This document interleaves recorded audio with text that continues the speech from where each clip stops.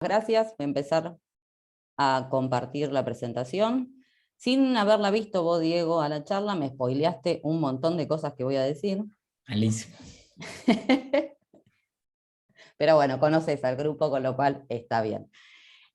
Bueno, antes que nada, agradecerles a los que están presentes del otro lado de la pantalla, agradecerles al comité organizador por invitarme a dar esta charla.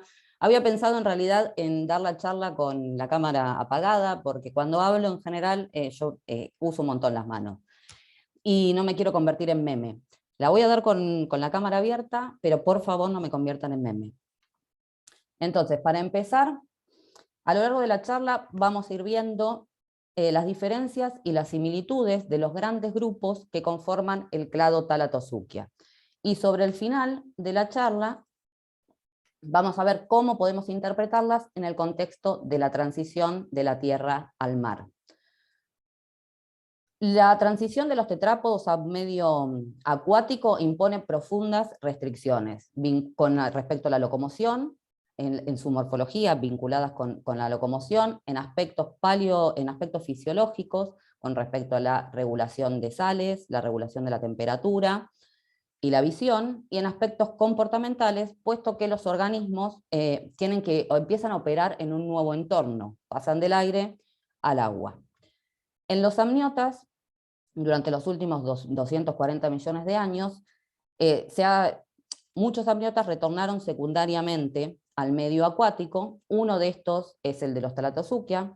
Voy a hablar de los Thalattosuchia, primero, como dijo Diego, yo hice mi tesis doctoral en este grupo, sigo trabajando, sigue siendo mi línea primaria de investigación. Segundo, porque en los últimos años se ha trabajado muchísimo en este tema, entonces sí, tenemos resultados muy interesantes que se los voy a compartir a lo largo de la charla. Y por último, porque el registro fósil de los Thalattosuchia nos permite de alguna manera documentar esta transición de un ambiente marino costero a un ambiente pelágico. Para empezar, entonces, la primera pregunta que nos podemos hacer, ¿qué son los Thalattosuchia? También ya lo dijo Diego, son un grupo de cocodrilos, tradicionalmente se los denomina como cocodrilos marinos, son un grupo monofilético conformado por dos grandes clados, los Teleosauroidea y los Metriorhynchoidea. Dentro de los Metriorhynchoidea encontramos a los metriorhínquidos, que son las formas pelágicas.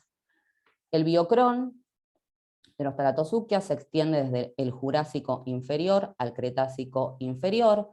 Estuvieron distribuidos en todo el globo, excepto en Antártida. En la actualidad se los reconoce como un grupo diverso, está conformado por más o menos 65 especies. Y una particularidad del registro es que hay mucho material craneano preservado, con lo cual es muy bueno para algunos análisis y no tan bueno para otros, como lo vamos a ver casi sobre el final de la charla. La segunda pregunta es, ¿dónde se ubican los Thalattosuchia en el árbol de los crocodilomorfos? Y lamentablemente la respuesta es no sabemos. En la actualidad hay tres hipótesis filogenéticas, una los ubica como no crocodiliformes, otra como Mesoeucrocodilia basales y una tercera como Neosuchia derivado. A pesar de estas diferencias, en todos los análisis filogenéticos se recuperan como un grupo monofilético, y es en esta parte del árbol en la que me voy a concentrar. No voy a hablar de las relaciones filogenéticas de los Thalattosuchia, no voy a hablar de otros cocodrilos, voy a hablar de los Thalattosuchia porque sabemos que es un grupo monofilético y porque la transición la vemos dentro de este grupo. Brevemente, ¿cómo se dio el estudio de los Thalattosuchia en el tiempo? La primera descripción es de 1758, describen un esqueleto parcialmente preservado de lo que hoy sabemos es un teleosáurido. Desde ese momento hasta la actualidad se han realizado muchísimos estudios osteológicos y taxonómicos. Fundamentalmente el grupo en Europa recibió muchísima atención en el siglo XIX y principios del XX. Hacia mediados del siglo XX y finales, en Europa deja de ser un grupo que, digamos, llama la atención. Pero a finales del siglo XX, en América del Sur, y de la mano de Zulma Gasparini, comienzan los estudios en los Thalattosuchia, en esta parte del globo. En Argentina no tenemos registros de teleosáuridos, y hasta hace poco en América del Sur no había. Recientemente se describió un teleosáurido del Cretácico de Colombia. Entonces, los trabajos de Zulma están enfocados en los meteorrínquidos de Argentina, de Chile, de Cuba, y no solo abarcó aspectos osteológicos y taxonómicos, sino también que incluyó aspectos paleobiogeográficos. En el 2006 yo comienzo mi tesis doctoral con un enfoque más paleobiológico, y en paralelo, en realidad un par de años antes, Mark Young en el Reino Unido también comienza a trabajar fuerte, digamos, en este grupo. Si bien los trabajos de Mark están más enfocados en aspectos taxonómicos, producto de la revisión de colecciones históricas en el Reino Unido. Entonces, a partir del 2010 más o menos, el grupo comienza a recibir muchísima atención nuevamente. Les dije que estaba formado por dos grandes grupos, los Telesauroidea, con base en la morfología postcraniana y en los sedimentos portadores, se los ha interpretado como formas de hábito semiacuático. Esta atención que ha recibido el grupo en estos últimos años ha permitido, digamos, conocer que en realidad era un grupo, el de los Telesauroidea, era más diverso taxonómica y morfológicamente de lo que se pensaba. Tienen formas de rostro bastante largo, un poco más corto, y ya formas que, en donde vemos que el hocico es bastante corto. Además, recientemente se publicó un trabajo en el cual lo que se ve es una reducción en la cobertura de osteodermos. O sea, los osteodermos se reducen en tamaño, en grosor y en ornamentación, lo cual les permite a los autores sugerir que estos taxones habrían tenido un hábito de vida un poco más pelágico. Los telosaurios están representados, hay muchísimo material craneano, pero en general está preservado en 2 dimensiones, lo cual también ha impedido realizar reconstrucciones digitales. El segundo gran grupo es el de los Metriorhynchoidea, pero nos vamos a concentrar en esta parte del árbol, en los Metriorhynchoidea basales. No son un grupo monofilético, está compuesto por esta parte del árbol por 7 u 8 especies. Hay un material de Chile que nos cae acá, pero que está perdido, no pudo ser revisado de primera mano, y hay 2 ejemplares europeos que se destruyeron en la Segunda Guerra. Estas formas tienen un biocrón un poco más acotado, vivieron entre el Jurásico inferior y el medio, también con base en los sedimentos portadores y en la morfología postcraniana se los interpreta como formas de hábito costero. Dentro de estos pocos taxones que tenemos en esta parte del árbol, solamente postcráneo completo se conoce para Pelagosaurus. En el resto hay otros 2 taxones que no los incluyo en la gráfica, que preservan algunos elementos postcranianos. Este es uno de los ejemplares que se destruyó en la Segunda Guerra. Ahora vamos a los metriorrínquidos. Están divididos en 2 subfamilias, los Geosaurine y los Metriorhynchine, empezando por los Geosaurine, con un biocrón del Jurásico medio al Cretácico inferior. Esta subfamilia agrupa las formas de rostro corto o moderadamente corto, dientes grandes con carenas aserradas, y dentro de los metriorrínquidos habrían sido las formas que alcanzaron mayor tamaño. Los Metriorhynchine incluyen las formas de rostro largo, dientes aguzados y sin carenas aserradas. Y estas formas no habrían superado los 4,5 metros de largo, más o menos. Volvemos brevemente a esta diapositiva. Como les dije, en 1758 se realizó la primera descripción osteológica, en el 2000 la primera descripción de un molde natural, y en el 2011 la primera reconstrucción digital. Entonces, dividí la charla en estos 3 tópicos, digamos. Voy a hablar, primero vamos a hablar de osteología, después voy a mencionar los resultados de los trabajos con base en moldes naturales y en reconstrucciones digitales.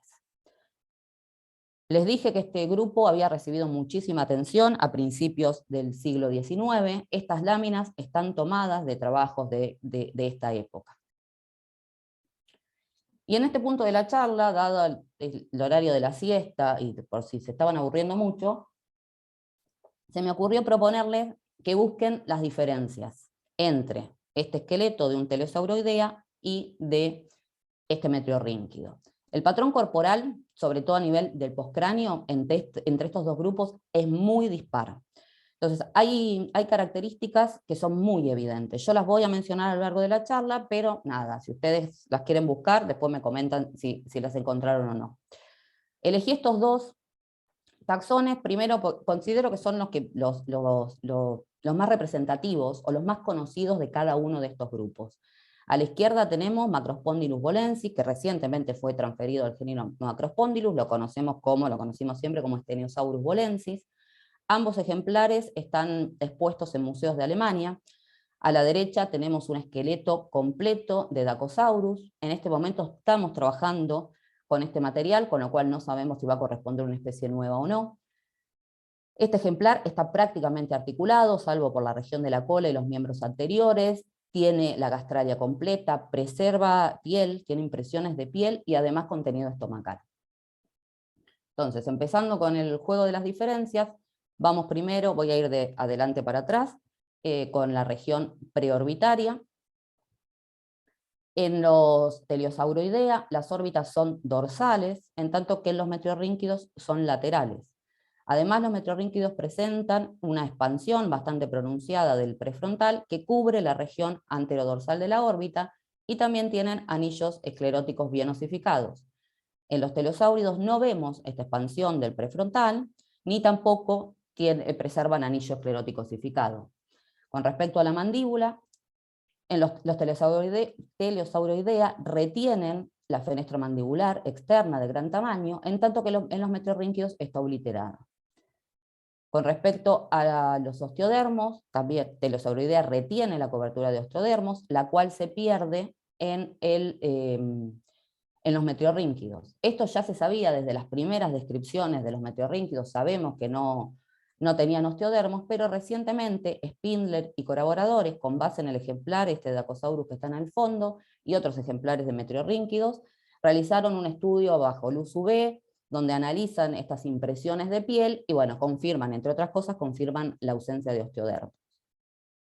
Pasando al esqueleto axial, en los Telosauroidea vemos 7 vértebras cervicales posaxiales, este es el atrasaxis, en tanto que en los metriorrínquidos tenemos únicamente 5 vértebras cervicales. Nos vamos a la región posterior de la columna vertebral, a la cola. En los metriorrínquidos la cola es hipocerca, es decir, tienen, este ejemplar también tiene piel preservada, esa sombrita es la impresión de la piel.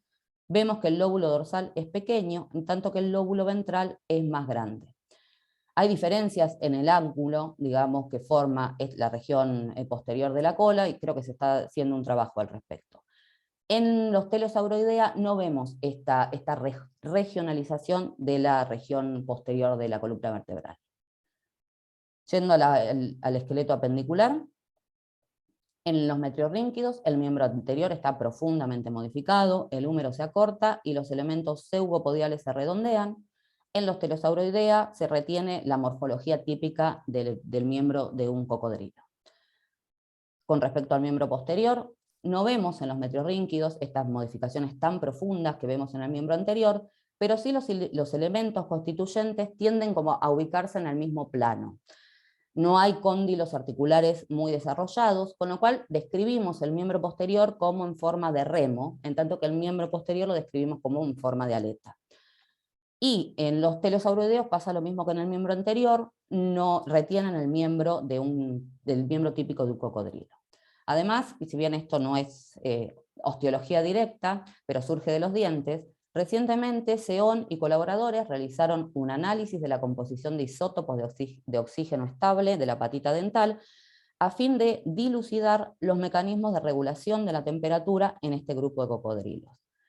Encontraron que los Teleosauroidea habrían sido formas ectotermas y poiquilotermas, en tanto que los metriorrínquidos habrían tenido un mecanismo de regulación de la temperatura similar a la endotermia, pero eran formas poiquilotermas. Es decir, los metriorrínquidos podían producir, o habrían podido producir calor metabólico por encima de la temperatura ambiente, pero no podían sostenerla en el tiempo. Ahora, yo recién comparé Teleosauroidea con Metriorrínquide. ¿Qué es lo que vemos en estas formas basales o intermedias de Metriorrincoidea? Si vemos los cráneos en vista dorsal, las órbitas no son dorsales, pero tampoco son estrictamente o completamente laterales como en los metriorrínquidos. Retienen la fenestra mandibular externa, retienen la cobertura de osteodermos, y algunos, en este taxón, pero no pasa en todos los pelagos, en algunos ejemplares lo que se ve es un esbozo de la expansión lateral del prefrontal. En otras especies que caen en esta parte del árbol se ve que el prefrontal está más expandido. Postcráneo, como creo que ya lo mencioné, en esta parte del árbol tenemos muy poco, y con respecto a esto, un taxón muestra una tendencia como que comienza a modificarse el miembro anterior. La ulna está acortada y está aplanada, pero es elongada, no es discoidal como en los metriorrínquidos.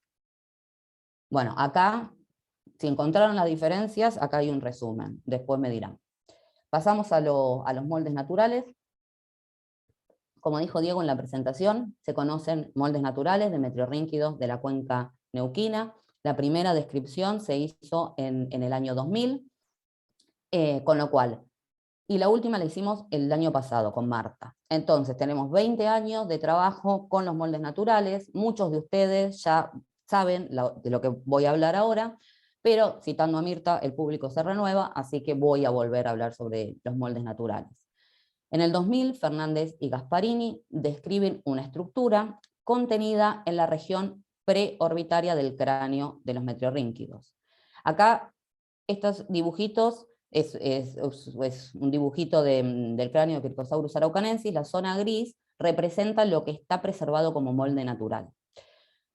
Este es el relleno de la órbita, esta es la cavidad nasal, y las autoras en este trabajo describen esta estructura, la vemos acá un poco más en detalle, la estructura arriñonada, con textura lobulada, y proponen que se trata de una glándula de la sal, es decir, una glándula cefálica modificada para la excreción de sales. Además describen conectado a esta glándula un ducto. En el 2009, con Marta, describimos, con base en los moldes naturales, el sistema neumático nasal de los metriorrínquidos, identificamos la cavidad nasal propia, los ductos nasofaringios, el seno anteorbital, ventral a la glándula, y con base en esta marca que queda sobre el relleno de la órbita, propusimos la presencia de un divertículo suborbital en los metriorrínquidos. Las aves actuales tienen divertículo suborbital, que es como la continuación posterior del seno anteorbital, el cual evagina hacia la órbita. Bueno, entonces, en este trabajo propusimos la presencia de un divertículo suborbital en metriorrínquidos. Además, los metriorrínquidos se caracterizan por una abertura en la cara lateral del cráneo, que siempre se la había descrito como la fenestra anteorbitaria. La fenestra anteorbitaria es una estructura presente en todos los arcosaurios, puede ser externa al cráneo, como era este el caso, y está vinculada al pasaje del seno anteorbital. En este trabajo, con base en los moldes digitales, en donde vemos que el seno anteorbital se ubica ventral a la glándula y supera, digamos, anteriormente el agujero, la fenestra anteorbitaria interna. Además, vimos en los moldes naturales que en realidad esta abertura está conectada al ducto de la glándula y no a un seno. Con lo cual propusimos que en los metriorrínquidos esta abertura no corresponde a la fenestra anteorbitaria, sino que es una estructura neomórfica vinculada al drenaje de la glándula de la sal, y que, como pasa en los cocodrilos actuales, la fenestra anteorbitaria en los metriorrínquidos estaba interna al cráneo. Acá me voy a saltear un poco el orden cronológico que intenté seguir a lo largo de la charla con respecto a los artículos, pero este trabajo está directamente vinculado a lo anterior. Les dije que la última descripción de un molde natural la habíamos hecho el año pasado, es esta. Describimos el molde natural de la región preorbitaria y orbitaria de Dacosaurus andiniensis. Reconocimos las mismas estructuras, con el mismo patrón, una glándula, un seno anteorbital, los ductos nasofaringios, y en este caso el divertículo suborbital está preservado, es una estructura tubular bastante conspicua. con base en la presencia del divertículo suborbital. En aves actuales, el divertículo suborbital está imbricado o intercalado con la musculatura aductora de la mandíbula. Entonces, propusimos que en Dacosaurus habría pasado lo mismo, la región posterior del divertículo habría estado imbricada con la musculatura aductora, de modo tal que la apertura y el cierre de la mandíbula, de la boca, habría generado diferencias de presión que habrían como cambiado los volúmenes del seno. Me olvidé de mencionar, acá en naranja vemos la glándula, en verde es el seno antiorbitario y el divertículo. La glándula y el seno antiorbitario están separados por un tabique óseo muy delgado que se ve en las tomografías y también se ve en algunos moldes naturales. De modo tal que, bueno, esta apertura y cierre de las mandíbulas habría generado estas diferencias de presión, permitiendo así una circulación activa de aire a través de los senos paranasales. Vinculamos esta circulación activa con como un mecanismo por ahí de ayuda al drenaje de la glándula de la sal. Algo similar a lo que vemos en la iguana marina. Concéntrense en la cara de la iguana, ya va a aparecer. No sé si se vio. Bueno, la iguana para excretar las sales lo que hace es estornudar. Entonces, nosotros propusimos algo similar, no es un estornudo lo que había pasado en Dacosaurus, pero esta circulación activa habría ayudado, digamos, a sacar la sal. Pasamos ahora nos vamos de la región preorbitaria a la región neurocraniana. En el 2015 describimos los moldes naturales de la región neurocraniana de varios ejemplares de Metriorhynchidae. Para este momento ya se había se había hecho la primera reconstrucción digital, con lo cual algunas de las estructuras que voy a mencionar ya habían estado descritas previamente. Una de las cosas que vimos en este trabajo es que el encéfalo es relativamente recto en los meteorrínquidos. Vimos que el foramen del trigémino es bilobulado con un lóbulo dorsal pequeño que está vinculado a la región rostral, a la porción rostral de la vena cerebral media, y un lóbulo ventral grande que correspondería al ganglio del trigémino. Una de las características más conspicuas que se ven en los moldes naturales, no solo de los encefálicos, sino también de la región preorbitaria, es el relleno de los vasos sanguíneos. Vemos, es muy claro en este ejemplar, sobre todo, en estos casos el relleno cubre la porción dorsal del hemisferio cerebral. En algunos ejemplares vimos que confluyen posteriormente y se unen a esta porción rostral de la vena cerebral media. Además, identificamos esta protuberancia en la región posterior del molde, que correspondería a la porción posterior de la vena cerebral media, y un canal carotidio de gran tamaño, de gran diámetro, que esto se correlaciona con un foramen carotidio de gran tamaño, que da una sirapomorfía de los metriorrínquidos. Entrando a la última parte, acá voy a intentar ir lo más rápido posible a través de los trabajos que se publicaron en estos últimos años. Como dije, la primera reconstrucción digital de un metriorrínquido se hizo en el año 2011. En este trabajo identifican un seno venoso dorsal que cubre la región posterior del encéfalo bien desarrollado. En este trabajo los autores denominan esta cavidad como cavidad 1, pero en realidad ahora sabemos que corresponde a la región posterior de la vena cerebral media. También se vio un canal carotidio bien desarrollado. Volvemos a la región preorbitaria. En el 2013 reconstruimos digitalmente las estructuras contenidas en esta región. Información de esta zona teníamos muchísima con los moldes naturales, y una de las ideas del trabajo fue comparar la información que nos da el molde digital y el molde natural.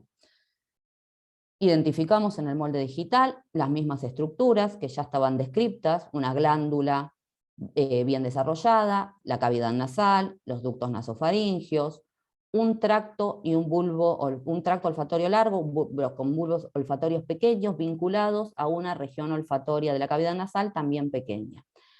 En los moldes digitales lo que pudimos reconstruir es la extensión o la prolongación anterior del seno antiorbitario, que en los moldes naturales siempre se rompe. Cuando el seno ingresa al maxilar, se rompe, por eso que no queda preservado, pero sí la pudimos reconstruir digitalmente. Y la información que no nos proveen los moldes digitales es respecto a la vascularización. Ya mencioné, los moldes tienen mucho relleno de vaso sanguíneo, acá marqué esto sobre la glándula, los vimos en los encefálicos, también hay mucho relleno de vaso sanguíneo sobre los ductos nasofaringios. Esta información no la podemos recuperar con las tomografías, ni siquiera hasta ahora la hemos visto con tomografías hechas en microtomógrafos. En el año 2016, Brusate y colaboradores publican la primera reconstrucción digital de un telosauroidea. En este trabajo, en esta diapositiva y en las que siguen, las estructuras que estén subrayadas y en sombrita significa que ya habían sido descriptas para otros talatozoukia.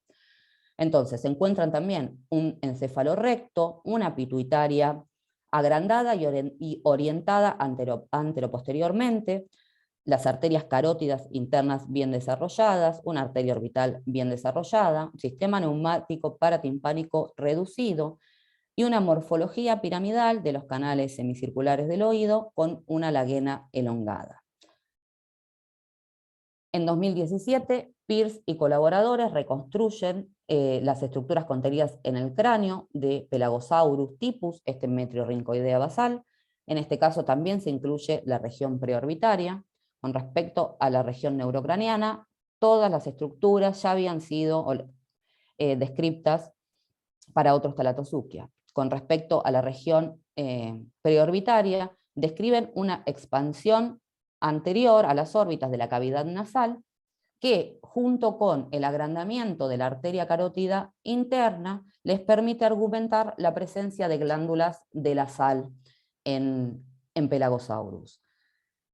En el 2013, en el trabajo del 2013, donde reconstruimos la región preorbitaria de Cricosaurus, propusimos que, con base en aves actuales, que el agrandamiento del canal carotidio estaba vinculado con la glándula de la sal, porque se ve en las aves que durante altos periodos de estrés osmótico, el 50% del flujo sanguíneo que corre a través de la carótida es desviado hacia la glándula. Entonces, en ese trabajo propusimos que este agrandamiento de la carótida interna podría estar vinculado a la glándula de la sal. Entonces, sobre esta base, en el trabajo anterior, en el de Brusate y colaboradores, donde también encuentran un agrandamiento de la carótida interna, también hipotetizan la presencia de glándulas de la sal de pequeño tamaño en telosauroidea.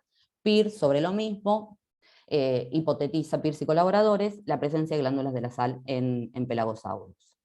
En el 2018, con Juan Leardi y Marta Fernández, reconstruimos digitalmente las estructuras contenidas en el neurocráneo de un telosauroidea y de un metriorrínquide. La idea de este trabajo era tratar de ver si encontrábamos diferencias que nos expliquen, nos ayuden a comprender la adaptación de los metriorrínquidos a un modo de vida pelágico. ¿Qué vimos en este trabajo? Con respecto al canal carotidio, vemos que no está en los telosauroidea, no está completamente osificado. A la altura del sistema neumático paratimpánico no se pueden segmentar estas estructuras por separado. En los metriorrínquidos, por el contrario, sí. El canal carotidio está completamente osificado, pero esto también ya lo habíamos visto en los moldes naturales. Con respecto al sistema neumático paratimpánico, ya había sido propuesto que estaba reducido en telosauroidea, pero lo que vimos en este trabajo es que la reducción del sistema neumático paratimpánico es mucho más extrema en los metriorrínquidos. Se pierde el divertículo, el vacío occipital, el pterigoideo y la reducción en el oto occipital, la neumatización en el oto occipital también está reducida. Además, no tienen tubos faringios laterales, y esto está vinculado a una característica externa que no había sido, digamos, no la habían descrito, no había sido descrita previamente, y es la apertura del foramen faringio lateral. En telosauroidea y los metriorrincoidea basales, el foramen está abierto, en tanto que en los metriorrínquidos está cerrado. Esto se corresponde con la ausencia de tubos faríngeos laterales en los metriorrínquidos. También, nada, ya estaba descrito la forma bilobulada del foramen del trigémino. Lo que vimos acá, que en Telosauroidea y en Metriorrincoidea basales, el foramen es de forma circular. Entonces, nuevamente, muchas de las estructuras que vimos ya habían sido descritas para otros Thalattosuchia, pero acá en este trabajo también vimos que la morfología del laberinto óseo con respecto a la lagena está cortada en comparación con Steniosaurus, con macrospóndilos. Vinculado a esto, Julia Schwab en el 2020 reconstruye digitalmente 18 laberintos óseos de formas fósiles, de cocodrilos fósiles, y 14 de formas actuales, con la idea de tratar de ver si había la morfología del oído podía vincularse al hábitat. Lo que encontramos es que sí, se describen 3 morfologías del laberinto óseo, una terrestre, una semiacuática y una pelágica. Estos son oídos derechos, la flecha va hacia anterior. Vemos que en la morfología terrestre el laberinto es dorsoventralmente alto, el diámetro de los canales semicirculares es estrecho, el canal semicircular anterior es más alto que el posterior y la lagena es elongada. En las formas pelágicas, la lagena es más corta, los canales anterior y posterior tienen casi la misma altura, pero todos están más engrosados. Y la morfología semiacuática es intermedia, con una lagena más larga que en la morfología terrestre, pero más corta que en la pelágica, y unos canales semicirculares también un poquito más estrechos que las formas terrestres, un poquito más gordos que las terrestres, pero más estrechos que la pelágica. Bien. Julia también, el año pasado, realizó la reconstrucción digital de las estructuras contenidas en la región neurocraniana de un metriorrínquido, pero brevirrostro o mesorrostro, un geosaurine. Nuevamente, en este caso lo que vimos es que el encéfalo no es tan recto como veníamos viendo en otros Thalattosuchia. También se ve que la fosa pituitaria está más redondeada, es más globosa.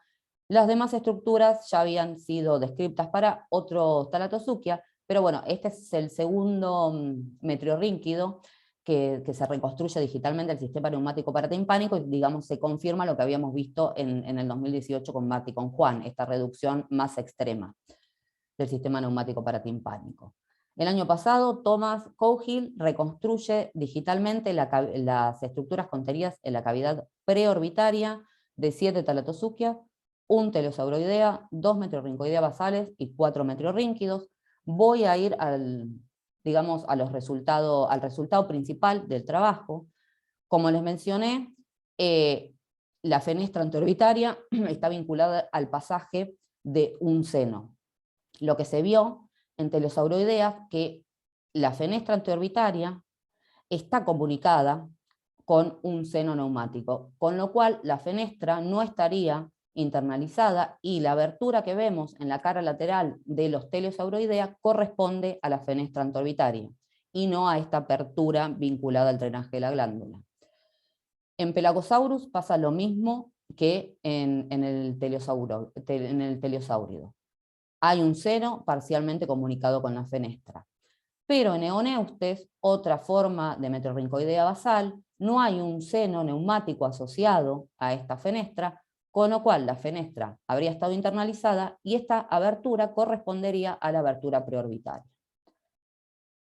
En los metriorrínquidos, Thomas reconstruye en 3 metriorrínquidos longirrostros y 1 mesorrostro. Vimos lo que ya sabíamos con base en los moldes naturales. No hay un seno neumático asociado a la fenestra está internalizada, y esta apertura en la cara externa del cráneo corresponde a la abertura preorbitaria. Y por último, Wilber, el año pasado, Wilber y colaboradores publican la reconstrucción digital del mismo taxón que habíamos publicado en el 2018 con Marty y con Juan, pero en este caso incluyen también la región preorbitaria. Con respecto a la región neurocraniana, lo mismo que ya habíamos visto en otros Thalattosuchia, y con respecto a la región preorbitaria, describen una región nasal, una región olfatoria de la cavidad nasal más grande, con lo cual habrían tenido estos cocodrilos una mayor capacidad olfatoria, y a su vez dentro de esta región describen pequeñas inflamaciones o protuberancias que vinculado a el agrandamiento de la carótida interna, les permite argumentar la presencia de pequeñas glándulas de la sal en los Teleosauroidea. Resumiendo todo lo que les dije, esto no es un análisis filogenético, estoy usando la hipótesis filogenética que vimos durante toda la charla, pero metí los caracteres, digamos, a mano.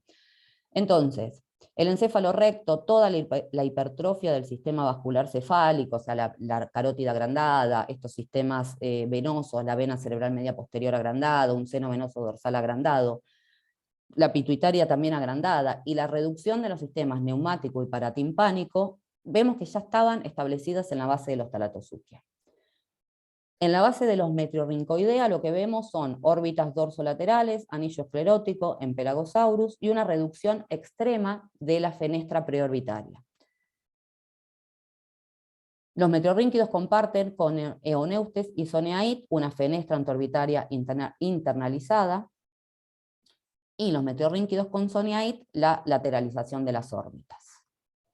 Por otro lado, todas las características que vimos al principio de la charla osteológicas se dan únicamente en metriorrínquidos, las pérdidas de osteodermos, cuello corto, los miembros transformados, la cola hipocerca, y con respecto a estructuras blandas, vemos la compactación del oído interno, o sea, esta morfología pelágica del oído interno, y una reducción extrema del sistema neumático paratimpánico. Entonces, lo que vemos es que muchas de estas características ya estaban establecidas, o sea, ocurren antes que los cambios estos morfológicos más extremos.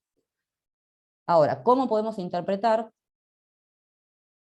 estas características en el contexto de la transición de la tierra al mar? Recientemente, Motani y Bergmey propusieron un esquema de 5 pasos ecofisiológicos en la adaptación marina de los tetrápodos no avianos. Los autores caracterizan estos pasos. El paso 1 implica una forma del uso incipiente del recurso marino. El animal se alimentaba mientras nadaba en agua salobre, o bien podía alimentarse de presas marinas, pero sin nadar necesariamente en el mar. Dentro de reptiles actuales incluye 3 especies de cocodrilos. En el paso M2, las formas se habrían alimentado en el mar, aunque de manera no exclusiva, ingieren agua dulce y toman sol fuera del agua. Dentro de las formas actuales encontramos los que hoy conocemos como cocodrilos marinos. En un paso 3, las formas habrían sido capaces de mantener el balance hídrico sin beber agua dulce. La alimentación habría sido principalmente, pero no exclusiva, en el mar, y en las formas actuales nos cae Amblyrhynchus en este estado. En el paso 4, la locomoción terrestre estaba minimizada, se perdió por completo la alimentación terrestre, no hay reptiles actuales que puedan ser incluidos acá, son solamente mamíferos. Y en el último paso, en el 5, se pierde por completo la termorregulación terrestre, los organismos tienen un estilo de vida totalmente acuático, excepto para la reproducción. Y dentro de las formas de reptiles actuales podemos incluir a las tortugas en este paso. Ahora, si queremos llevar esto al registro fósil, ¿qué evidencias tenemos que tener en cuenta? ¿Cómo podemos aplicar esto al registro fósil? Lo primero es el ambiente de depósito. Formas que hayan sido exhumadas de ambientes marinos nos caen en estos pasos, en el M2 a M5. Podemos descartar el 1. Otro segundo factor a considerar es la capacidad excretora de las glándulas de la sal. Glándulas de la sal con mayor capacidad excretora nos permiten acotarnos a un M3 a M5. Y por último, las características morfológicas vinculadas a la locomoción acuática. Organismos que ya nos sugieran una locomoción acuática nos están cayendo en los pasos 4 y 5. Ahora, si llevamos esto, y ya estoy terminando, si llevamos esto a los talatosúquia, ¿qué es lo que vemos? Con respecto al ambiente de depósito, lo que voy a ir haciendo ahora en las diapositivas que quedan, es voy a ir sacando los estados que podemos eliminar en función de estas evidencias. Con respecto al ambiente de depósito, todos los metriorrincoidea provienen de ambiente marino, con lo cual descartamos el M1 para los metriorrincoidea. Hay 2 teleosauroideas que fueron encontrados en ambiente de agua dulce, con lo cual retenemos el M1 para los teleosauroidea. Pasamos a la capacidad excretora de la glándula de la sal. Evidencia directa de glándula de la sal tenemos en los metriorrínquidos, con lo cual podemos sacar el M2 de los metriorrínquidos. En el caso de Eoneustes y Zoneait, la morfología de la región preorbitaria, con ya las órbitas laterales, la morfología de la región preorbitaria, tienen prefrontales expandidos también, fenestra antororbitaria internalizada, nos permitiría sugerir la presencia de una glándula de la sal de mayor capacidad excretora, pero nada, lo dejé así más clarito porque es dudoso. Y con respecto a las características esqueléticas vinculadas a la locomoción, como vimos al principio de la charla, los telosauroidea no muestran en su morfología postcraneana nada que nos haga pensar que tenían una locomoción acuática, con lo cual descartamos los pasos M4 y M5. Lo mismo ocurre para Pelagosaurus typus. En el caso de Magiarosuchus, este ejemplar está representado por un poco de material postcraneano únicamente, retiene la cobertura de osteodermos, hay osteodermos preservados, algo de miembro, con lo cual entre que retienen osteodermos y que los miembros no están modificados, descartamos el M5, pero para este taxón y con base en la morfología de una vértebra caudal, se propuso que habrían tenido una cola hipocerca de tipo rudimentaria, con lo cual podrían haber alcanzado el paso M4. En Eoneustes no conocemos postcráneo. Hay se conocen dos especies de Eoneustes, una también fue que se destruyó en la Segunda Guerra, pero no preservaba postcráneo, esta tampoco, con lo cual no sabemos qué pasa, no me voy a arriesgar a eliminar nada en este caso. Y en Zoneait no hay osteodermos, pero no sabemos, el material es bastante pobre, con lo cual no sabemos si es preservacional o es una evidencia real, pero los miembros no están modificados. En este taxón es donde empieza esta tendencia a la modificación del miembro, la ulna está aplanada y es un poco más corta, pero no hay una modificación profunda del miembro anterior, con lo cual descartamos el M5, y en los metriorrínquidos ya vimos que su morfología postcraneana nos está indicando una locomoción acuática, con lo cual los metriorrínquidos nos caen en el M5. Esta parte del árbol, nada, hay muchísimas dudas, tenemos poco material y poco material postcraneano, es uno de los problemas, acá la falta de postcráneo, pero como dije al principio de la charla, el registro fósil de los Thalattosuchia nos permite de alguna manera documentar la transición de un ambiente marino costero a un ambiente estrictamente pelágico. Entonces, bueno, muchas gracias. Muchas gracias por la invitación, gracias por escucharme. Agradecer el financiamiento nacional e internacional, agradecerle a Marta, que nada, desde que Marta fue mi directora de tesis, una de mis directoras de tesis, pero siempre está apoyando, siempre estamos pensando cosas nuevas. A la gente del proyecto de Edimburgo, con quienes estos últimos años publicamos un montón de cosas, a Mark, Julia, Stig, Larry y Steve, todavía quedan cosas por venir. A Oliver, a Manuela y a Frederick, que nada, siempre me dejan trabajar con los materiales que tienen bajo su cuidado en Alemania. En la foto del fondo es el Dacosaurus que estamos trabajando con Freddy.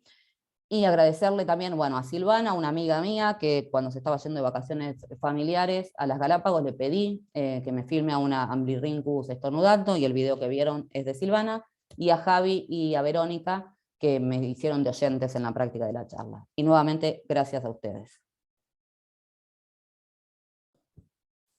Buenísimo, fantástico, Janina. Excelente charla. Bueno, por supuesto, tenemos unos 10 minutos más o menos para preguntas o comentarios, si alguno quiere abrir el micrófono y hacer alguna pregunta. O por el chat y lo leemos.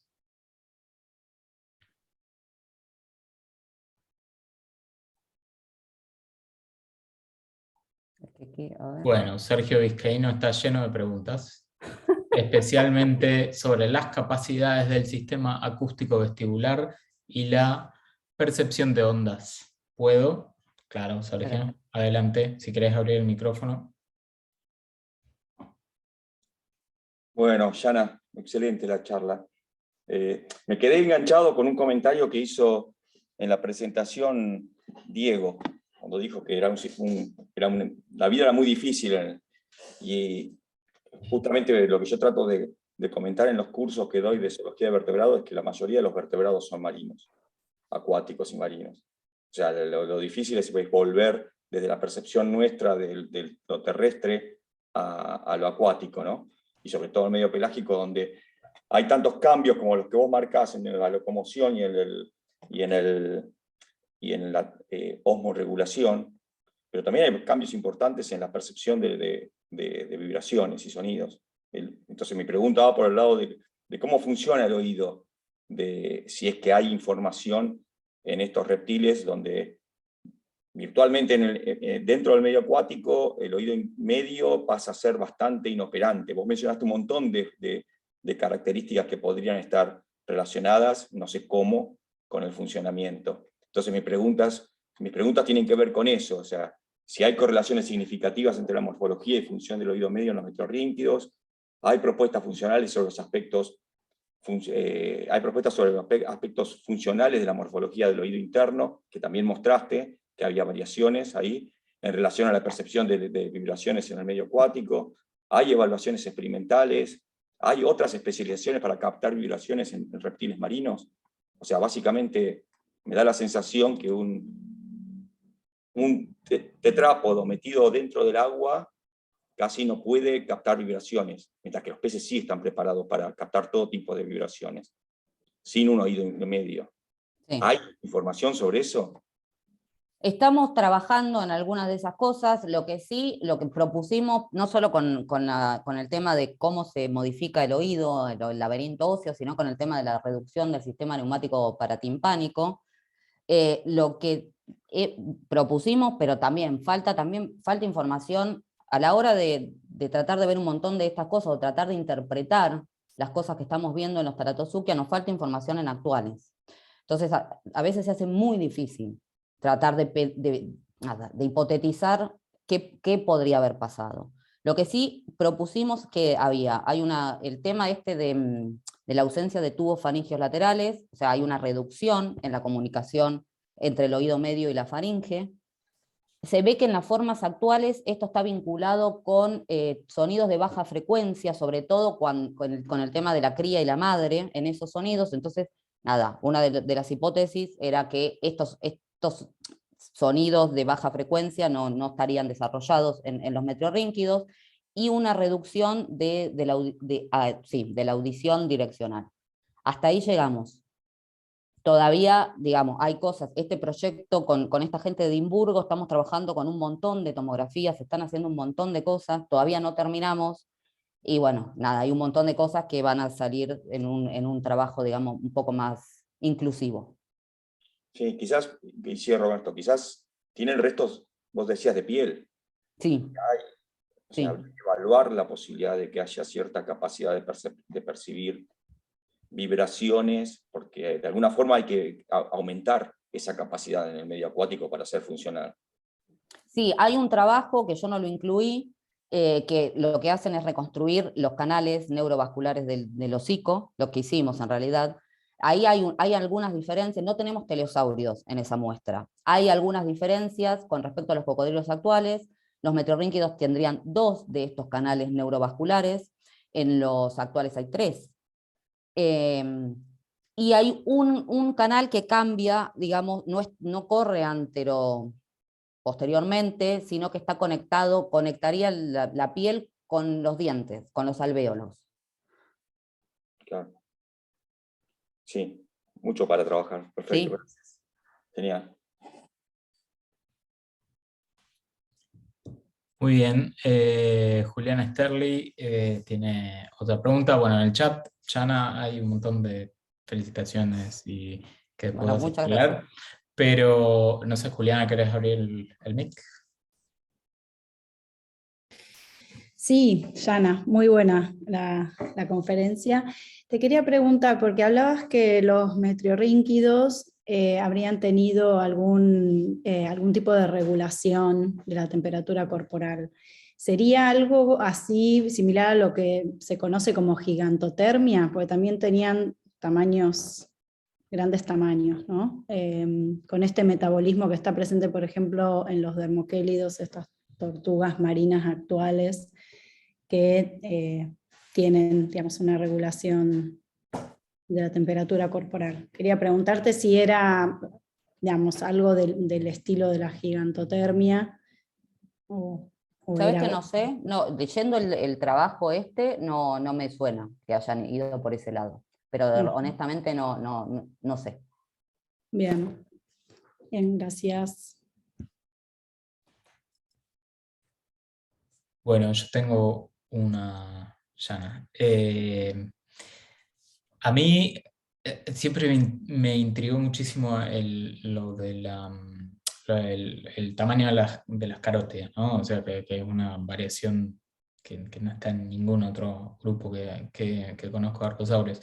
Entonces, está buenísimo lo de la posible correlación, ¿no? Que mencionabas con el desarrollo de la glándula.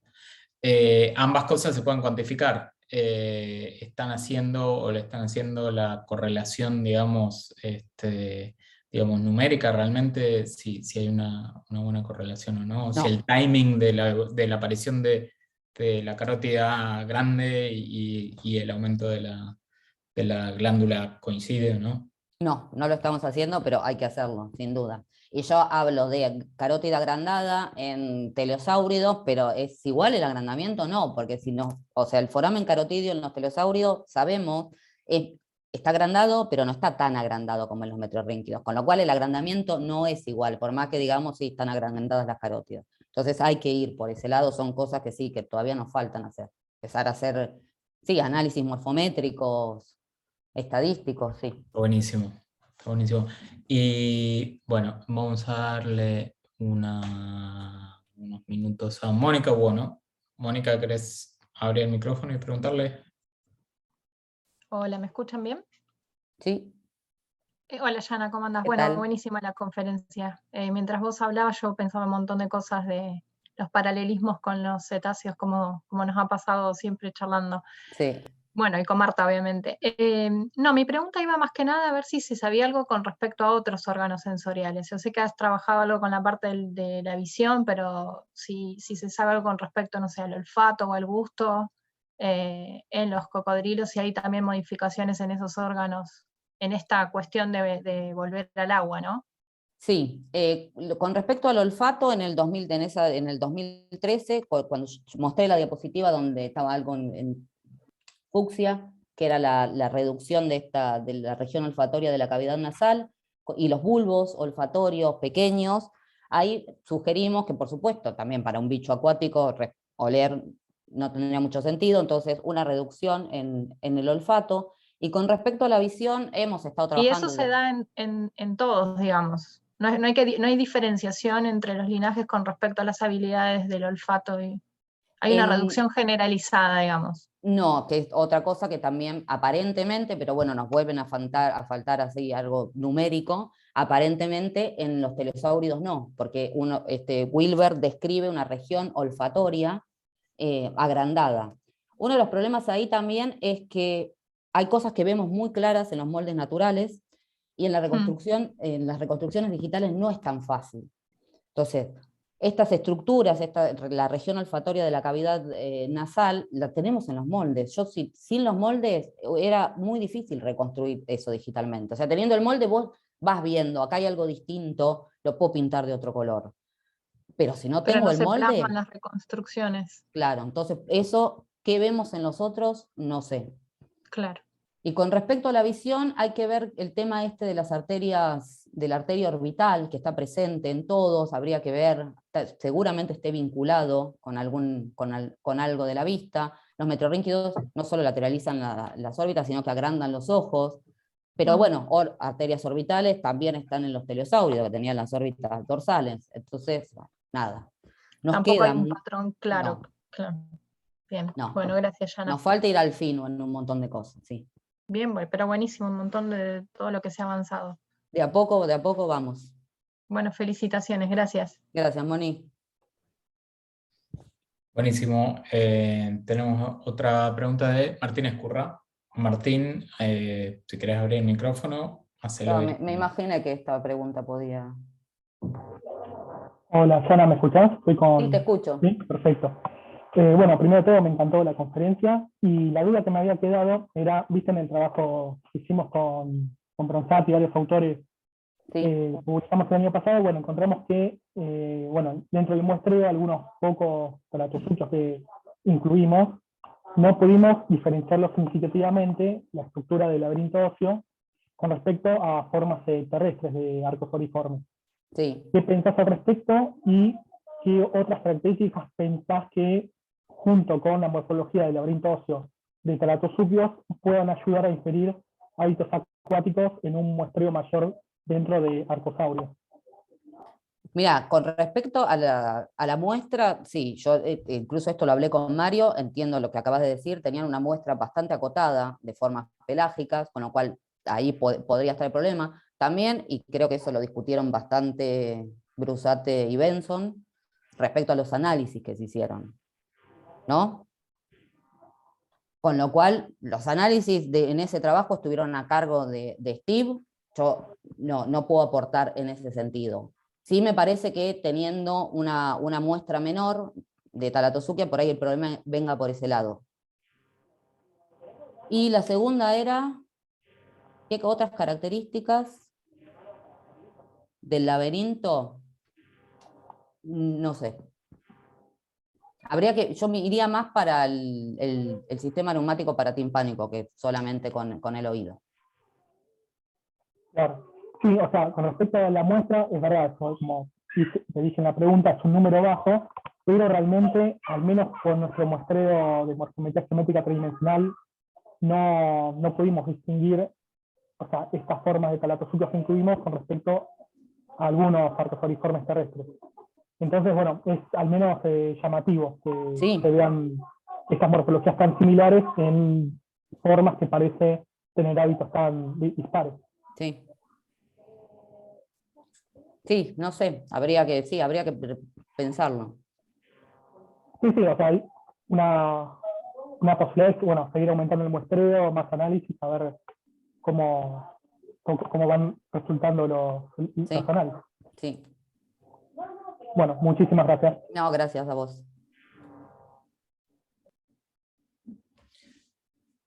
Marta Fernández, por supuesto, puede hacer una consulta. Hola, buenas tardes. Creo que habilité mi micrófono, sí. Bueno, Sí, perfecto. excelente la exposición y una claridad increíble para resumir tanta información en tan poquito. Con respecto a estas discusiones que surgieron, ahora sí, pensando en borrador, con respecto al oído, ¿no sería posible que en los meteorrínquidos la diferenciación se habría dado más a nivel de oído medio y transmisión de sonido que en oído interno? O sea que tienen un oído medio tanto más compacto, con una, no sé, que podría sugerir una tendencia a la pérdida de la audición timpánica y un aumento de la transmisión de hueso como en los cetáceos. No sé, un pensamiento borrador, ¿eh? Sí, podría ser. Que se extinguieron demasiado rápido. Si hubiesen vivido un poquito más, hubiesen tal vez ido para ahí, ¿no? No sé, se me ocurrió con todos los aportes que hicieron recién ustedes. Sí, podría ser. Hay que seguir evaluando, teniendo en cuenta otro montón de cosas, sí. Bueno, muchas O sea, gracias. si bien hay mucho publicado en estos últimos años, creo que fueron con un enfoque en particular en tratar de buscar así, ir a la diferencia, pero todavía creo que no llegamos a un punto de hacer análisis más integrales. O sea, me parece que eso también es un poco lo que nos falta.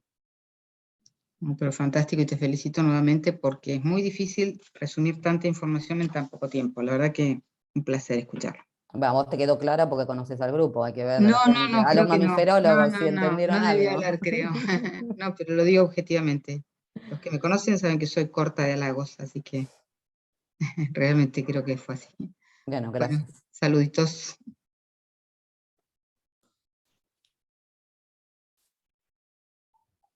Bueno, vamos a ver si hay alguna otra pregunta. Mientras tanto, a mí me quedó otra.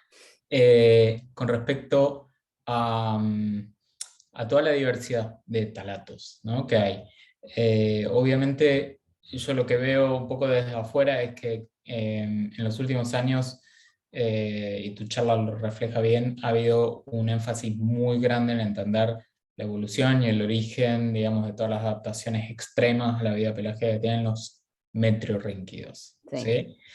Y los teleosauroideos están ahí como son, como sí, medio más, no tan adaptados a la vida acuática, pero a la vez, desde el punto de vista evolutivo, y con una de las preguntas, digamos, más grandes del grupo, que es a partir de dónde evolucionaron, de qué formas, son los que potencialmente también nos pueden dar más información, ¿no? Entonces, ¿cómo ves la información, la diversidad no solo taxonómica, ¿no?, sino en los hábitos de vida en este grupo? La pregunta ¿es realmente un grupo más homogéneo y no tan interesante desde el punto de vista paleobiológico?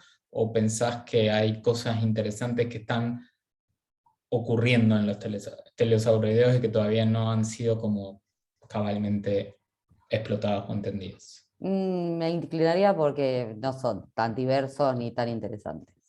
Está bien. Ok, listo, nos olvidamos. Iría por ese lado, pero nada, de vuelta, hay que ver un poco más. Hay un montón de cosas que no se pueden hacer por cómo está preservado también el material, o sea, todas estas cosas a nivel craneano es re difícil, porque son todos bichos que están en 2 dimensiones. Donde querés entrar ahí, no. Postcráneo se conocen, pero de pocas formas también, porque sí, Steniosaurus bolensis tenés un montón de ejemplares con postcráneo, pero el del resto de las formas no hay tanto tampoco. Claro. No, está bien, está muy bien. Bueno, tenemos una pregunta de César Molina. ¿Querés abrir el micrófono, César? Hola, no sé si anda bien. ¿Me escuchan? Sí, ¿Cómo les va? perfecto. Buenas tardes. Muy buena la ponencia y bueno, yo soy estudiante de biología, empecé hace poquito y mi intención, soy más un entusiasta que otra cosa, es orientarme para el lado de paleo, así que puede que suene medio escueta la pregunta y que falte un poco de lenguaje técnico. Pero yo tengo entendido que entonces el problema es que la mayoría del material al que pueden acceder está conservado de manera bidimensional, y mi duda es si la preservación permitió conservar las estructuras, las microestructuras, como para poder inferir, en función a cuán aplastadas, cuán comprimidas están, un tamaño real como para poder reconstruir el modelo tridimensional. O si en tal caso, o si eso no es posible porque esas estructuras no están bien preservadas, si en función de la densidad, la concentración de los materiales en el ejemplar, se puede de alguna manera, si se quiere, interpretar para desandar esa compresión y poder reconstruir la tridimensionalidad. No sé si fui claro. Sí, yo creo que te entendí. A ver, no estoy con la respuesta, te darás cuenta. En realidad, si bien hay mucho material preservado en 2 dimensiones, también hay material en 3 dimensiones. Y las reconstrucciones las hacemos con los ejemplares que están en 3 dimensiones. Entonces, obviamente no tenemos reconstrucciones digitales de las 65 especies que conforman a los Thalattosuchia, más o menos, tenemos de unas 10, 12, pero es sobre material que está preservado en 3 dimensiones. No sé si era esa la pregunta que me hacías. Claro, yo quería saber si por ahí vislumbran alguna manera de poder acceder, o sea, acceder a los datos que precisan del material bidimensional. Con No, alguna porque técnica. o sea, se podría retrodeformar, pero es algo, Claro. están muy aplastados, están muy comprimidos. Exageradamente a un nivel que se vuelve, al menos con la tecnología de hoy, imposible de inferir. En la mayoría de los casos sí, no habría que reconstruir y retrodeformar, pero bueno, ya que reconstruir Claro. es complicado, retrodeformar un poco más, pero sería una opción en algunos casos, no en la mayoría. Entiendo, buenísimo, esa era la duda, gracias. Gracias. Bueno, muy bien. Si no hay ninguna otra pregunta, entonces agradecemos nuevamente a Janina por la conferencia.